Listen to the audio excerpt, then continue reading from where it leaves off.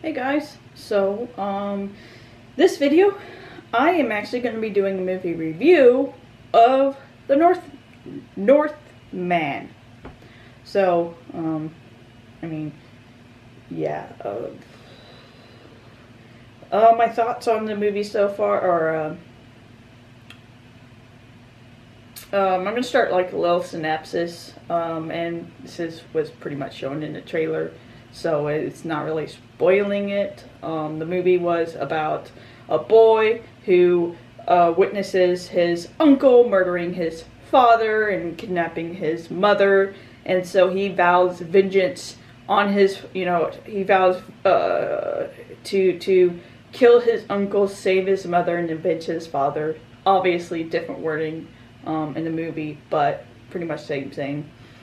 And we pretty much follow him as he goes from boyhood to adulthood, and we see how, rage has pretty much directed him his entire life, and how that kind of affects him in the movie. So, yeah, I would say pretty simple kind of plot.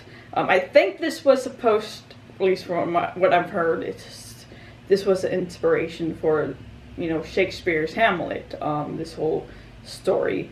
So that was kind of interesting to me, but I cannot stomach Shakespeare. I just cannot. I do not know what fucking Shakespeare is saying, so, I have to read, like, the Cliff Notes, and even then I don't really know much about Hamlet, other than, revenge story, but yeah. So this story I knew nothing about. I'm only just, really getting into, like, Norse mythology, Norse history, stuff like that. So, kind of went in this kind of blind, so, but I did enjoy the movie. Obviously I know the director, got his name. I do know he did The Witch, which I have not seen. I started watching it, I stopped watching it, I still want to watch it, because just from what little I've seen, it just has that kind of dark, dreary, atmospheric, just the kind of movie I love. And of course, like, the whole, witch aspect, it's always fascinating to me, so still planning on watching that. I watched The Lighthouse, and it just wasn't my cup of tea. I did like this one, so, just the director with this director. I like the way he directs, but not all the movies, story-wise, hits with me, so. So that was kind of just, I guess, some other non-spoiler aspects I enjoyed. The music was badass, just like the drums, and just very, very, like, epic. The scene in particular I absolutely loved, of course, was with the Valkyrie. Just that scene with that music is just so grand and epic, and to be honest, I'm kind of tempted to go watch it again in theaters just for that scene, because it still is not out on YouTube, so I am kind of desperate to go watch that scene again. And just like, it was just such a amazing feeling, because, you can tell she's, like, riding across the field, and it's like that building music, and you kind of get the sense what's going to happen, and then she jumps off the cliff, and obviously, even, just basic knowledge of Norse mythology, exactly what it's probably going to happen. And of course she starts flying and playing she's a Valkyrie, and then we see her full face, and it's just such an epic scene. And again at the end, her carrying him into obviously Valhalla, and so yeah, just such an epic scene. I love that scene. One thing I will say about that particular portrayal, I guess, of the Valkyrie, kind of threw me for a loop.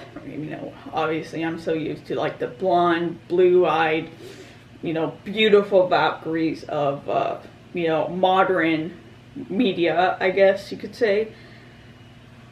But I've kind of learning a little bit more about Viking, or North, or Norse mythology, because it is mythology. And the Valkyries weren't always portrayed as this kind of really gorgeous, voluptuous women. They were more like feared. A lot of the Viking names, Valkyrie names, have to do with different aspects of war, of battle. And so it was very much, Valkyries were more of a, not necessarily desired, but more like feared. And someone else mentioned about how the Valkyrie was wearing braces.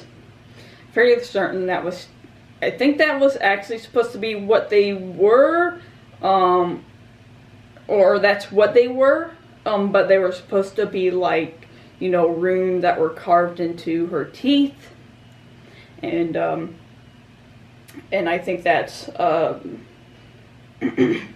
that's in fact correct, because I was reading a book on Viking and their society and all that, and in particular with like Odin. It talks about how Odin, he had a horse that had runes carved into its teeth, and so I think that was kind of an aspect of Viking history. People speculate they just thought it was cool, and seeing as what some people do when they think it's cool, I'm not exactly that, I want to be surprised, I guess. But I kind of do like how they're including those different aspects that you don't normally see. So it's another reason I love this. From what I understand, fairly accurate. I believe that the director did have like historians on set to try to be somewhat as accurate as possible. If you notice me looking over, it's because I have notes over here. The story itself, kind of starting to get into spoilers if you don't want to watch this part. If you want to go watch it in theaters first, and I guess you can skip ahead. But in the story, he goes on a whole, oh yeah, I'm gonna kill my uncle, and he eventually finds his uncle, and he's been pretty much driven out of his kingdom. His kingdom was captured by someone else, and so he's kind of living in this like plain, I guess, and he has his I forgot the guy's name. What was the actor's name? Alex? I'm just gonna call him Alex. So Alex, he finds the father, and he can't really take him on because he has so many like guards and stuff like that, and so they decide to drive him mad. And I think that was an aspect of Hamlet. I recall, where the uncle's driven mad by a ghost. But yeah, he pretty much tortures his uncle. And I do kind of like Alex because he was brutal as fuck. Particular scene where they try to sacrifice a young girl because they think that there's an angry spirit there, and so Alex is able to distract him long enough to rescue the girl and set her free.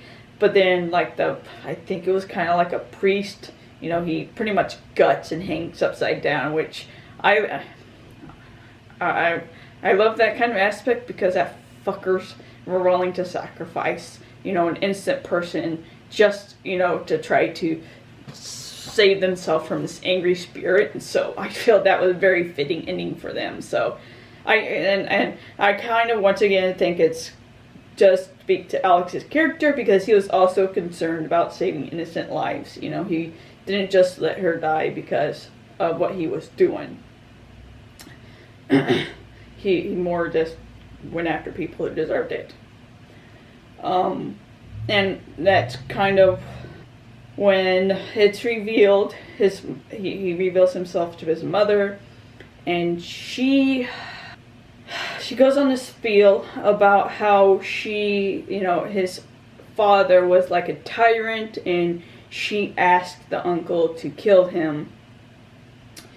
And how, and now it talks about how, well, I saw you being carried away screaming, and she's like, oh, I wasn't screaming, I was like, I think she said, I was screaming with joy or something like that, and, and it's kind of just mentally destroys Alex.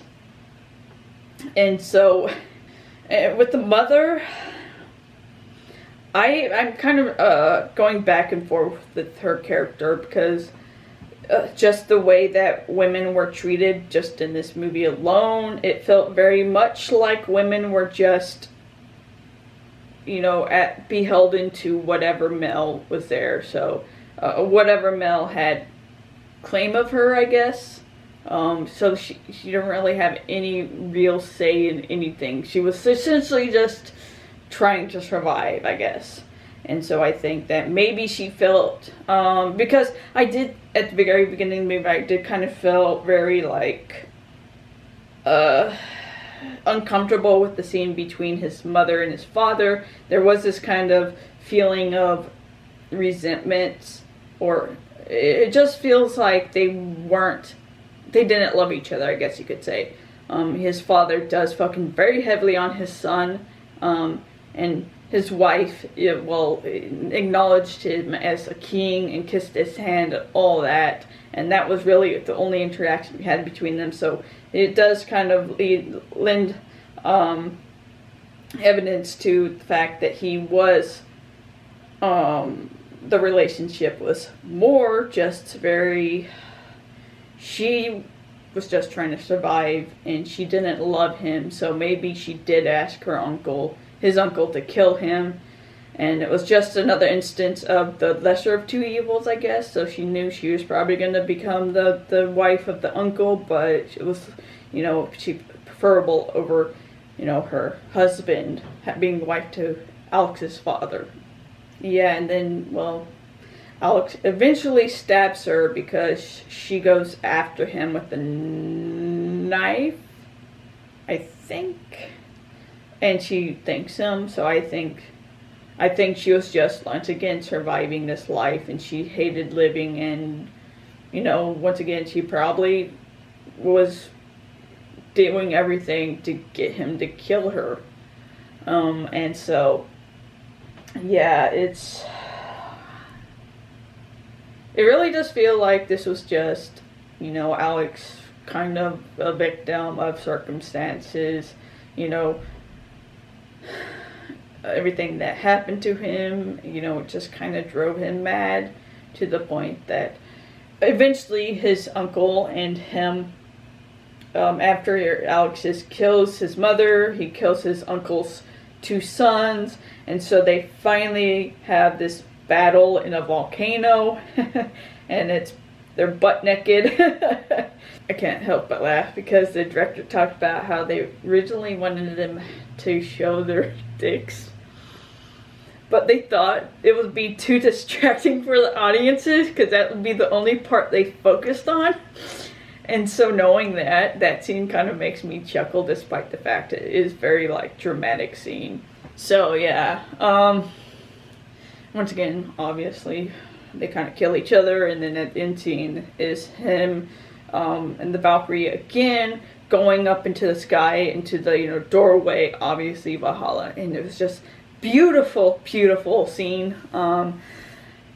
Something else about those kind of scenes, I was not sure if this was supposed to be like more metaphorical, or not metaphorical, but were these characters imagining all these mythical elements to it, or was this actually happening? So, obviously the scene with the Valkyrie, we see him, the first scene with her, she's flying across the sky with him on his back, and then he wakes up, he's with his lover, and she's like blonde, and he asks if she's like a Valkyrie, and she kind of laughs it off, but which kind of made me wonder if did that actually happen, or was it his imagination? Was he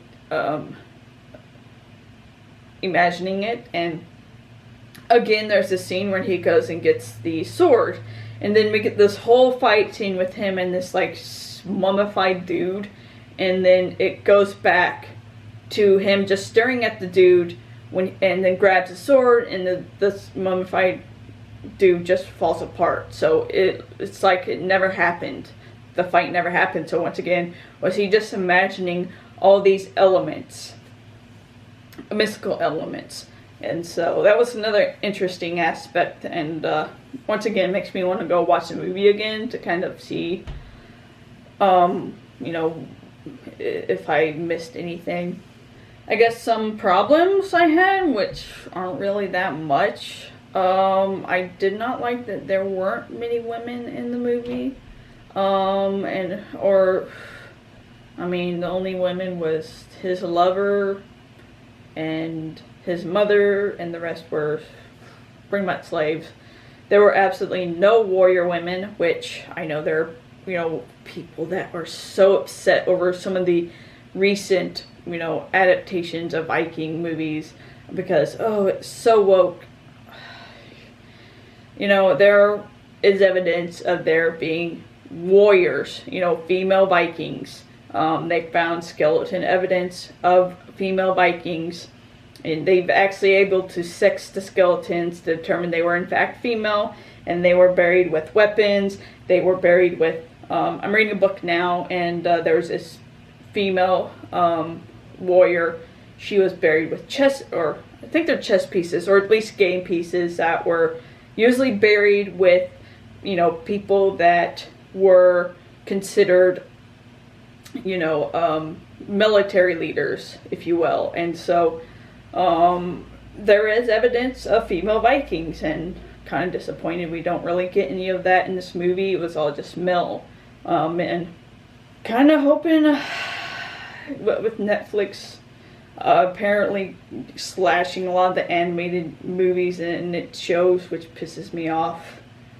I'm praying they still keep Twilight of the Gods, which is going to be Zack Snyder's animated, I think it's anime, you know, take on the, you know, Norse mythology. So I'm stoked for that, but I'm also kind of worried that they, you know, can that, which I'm gonna be so disappointed. I need my Norse mythology fill, because all I have now is MCU, and that is garbage. The fucking mythology, they just completely butcher it, and it's so lame. I want my more like bloodthirsty North mythology with all the creepy ass elements of it. So that's what I'm hoping so far. So, but yeah, consensus, I did enjoy it, and I'm tempted to go and watch it again.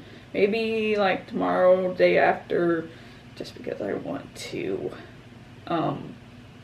Well, the music, like, once again, has some epic scenes. I think, you know, I just want to see again. So, acting wise, I mean,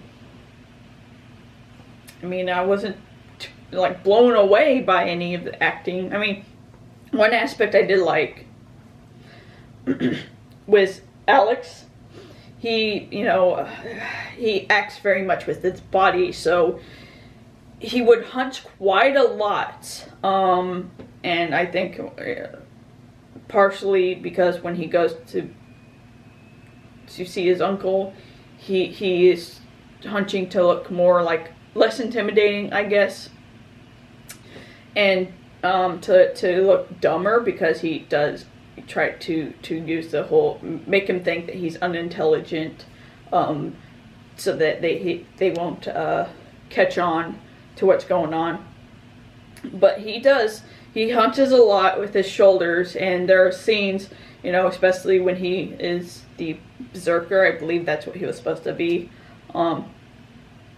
It is very intimidating. It makes himself look bigger and, you know, tougher, and he's very good at acting with his body. So I'll just say that, because he he speaks remarkably few words, to be honest, in this movie. But I think I covered everything I was wanting to cover. So yeah, let me know if you actually like this movie as well. And yeah. So if you like this video, give it a like, subscribe, and get notifications for all the videos I'll be doing. You guys have a nice night. Stay safe out there, and I'll talk to you later.